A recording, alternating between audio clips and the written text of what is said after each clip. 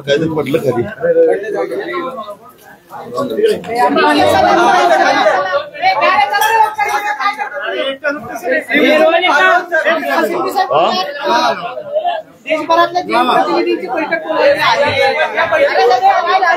जरा बोलू नका.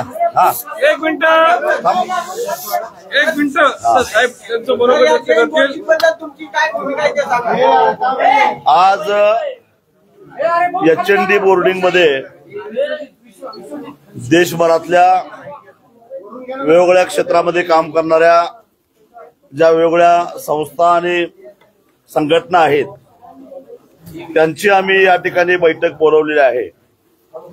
त्याचं कारण हा मुद्दा केवळ एका HND जैन बोर्डिंगचा नाही आहे, तर अशा प्रकारे धर्मादाय ट्रस्ट ज्या आहेत त्या ट्रस्टच्या माध्यमातून वेगवेगळ्या संस्थांचं जे काम चालू आहे ते करत असताना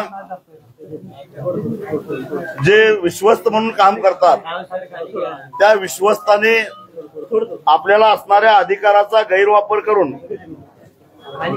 अनेक ठिकाणी गैरप्रकार झाल्याचे दिसून येतं. फक्त HND बोर्डिंगच्या माध्यमातून हे चव्हाट्यावर आलं एवढंच. सरकार आमची मागणी अशी आहे की सरकारने एक कडक कायदा करावा.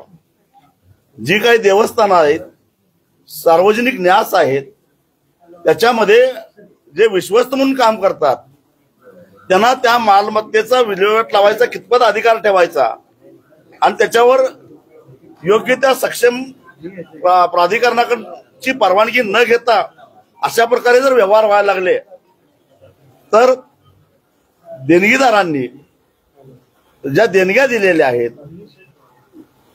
भाविकांनी जी मदत केलेली आहे त्या मदतीतला अर्थ राहत नाही आणि त्यामुळं HNDचा व्यवहार तर आम्ही रद्द करायला भाग पाडूच.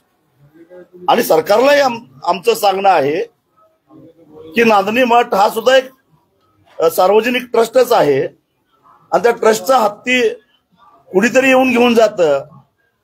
त्याच पद्धतीनं समाज मंदिरं पाडली जातात. हे जे काय चालू आहे यावर कुठेतरी गांभीर्याने विचार केला पाहिजे आणि भविष्यामध्ये जे लोक देव देश आणि धर्मासाठी काम करतो असं म्हणतात त्यांच्या काळामध्ये असले जर धंदे चालत असतील तर आपण गप्प बसायचं काय हा प्रश्न आहे. आणि या संदर्भामध्ये चर्चा करण्यासाठी म्हणून आजची ही बैठक आयोजित केली. काल मुरलीधर मोहोळ देखील आले होते. त्यांनी शब्द दिलाय की या सगळ्या प्रकरणात माझा कुठलाही संबंध नाही. तुम्ही वारंवार त्यांच्यावर काल ते इथं येऊन गेले. नेमकं काय घडलं हे मला माहित नाही, कारण तुमच्या समोरच आत्ताच मी आलेलो आहे. मी मराठवाड्यात होतो तेव्हा आजच्या बैठकीमध्ये तेही समजून घेऊन आणि बैठक संपल्यानंतर त्याच्याबद्दल मी मत प्रदर्शन करेन. त्यांनी सांगितलं की जैन इथले मुरलीधर अण्णा मोहोळ हे पुण्याचे खासदार आहेत. त्यांच्या मतदारसंघातला एक सार्वजनिक न्यासाचे मालमत्ता अशा प्रकारे जर का चुकीच्या पद्धतीनं विकली जात असेल तर ती थांबवणं हे त्यांचं कर्तव्य आहे लोकप्रतिनिधी म्हणून. आणि त्यांनी ती जबाबदारी पार पाडावी. त्यांचा सहभाग आहे का नाही हा भाग वेगळा, परंतु त्यांचा सहभाग खरोखरच नसेल तर त्यांनी पुढाकार घ्यावा. ते सरकारमध्ये आहेत, ते मंत्री आहेत.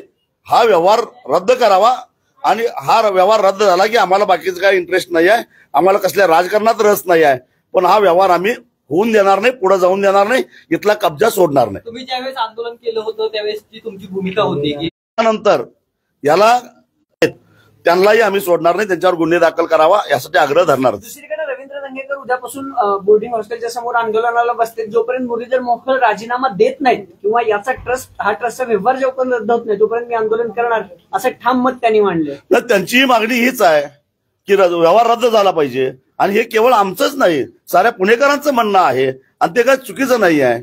व्यवहारच चुकीचा झालेला आहे, मग तो रद्द व्हावा म्हणून जर कोणी आंदोलन करत असेल तर त्याचं स्वागतच आहे. तुम्ही राजकारण करता असं काल मुरलीधर मोहोळ म्हणाले. राजू शेट्टी राजकीय भाषा बोलतात, त्यांना त्यांचं राजकारण कारण मी आज जाऊन आलोय. जैन समाजाच्या कुठल्याही एका व्यक्तीने मला विरोध केला नाही. काही राजकारणी करतायत. त्याच लोकांनी माझ्याकडे नेतृत्व दिले, नाही, पण त्याच लोकांनी माझ्याकडे नेतृत्व दिले. ते म्हणतात की जैन जे समाज आहे किंवा जैन समाजाच्या कुठल्याही मुनींनी किंवा माणसाने त्यांचं नाव नाही घेतलं, नाव राजू शेट्टींनी पहिल्यांदा घेतलं, मग दंगेकर उठले. साधू संत असं थेट कुणाचं नाव घेऊन आरोप करत नसतात, कधीच करत नाही. कारण जैन विचाराची ते परंपराच नाही आहे, लक्षात घ्या. आणि त्यामुळं त्यासाठी आमच्यासारखे लोक आहेत, आम्ही करू ते. फलटणचा एक विषय आहे, शेट्टी साहेब 2 मिनिट. फलटणच्या डॉक्टरांचा विषय आहे, तुम्ही त्यावरती बोललं पाहिजे, कारण एका साखर सम्राटाचं नाव त्याच्यात येते. पश्चिम महाराष्ट्रात गेल्या अनेक दिवसांपासून तुम्ही सध्या राज्यामध्ये कायदा आणि सुव्यवस्थेचं राज्य आहे. काय द्यायचं आणि मग सुव्यवस्था घ्यायचं यांचं राज्य आहे असं विचारण्याची वेळ आलेली आहे.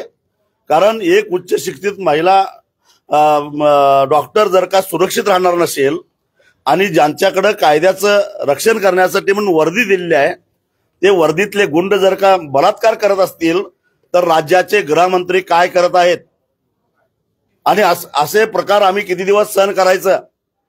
किंवा ह्या सगळ्या खाकी वर्दीतल्या गुंडांना एकदा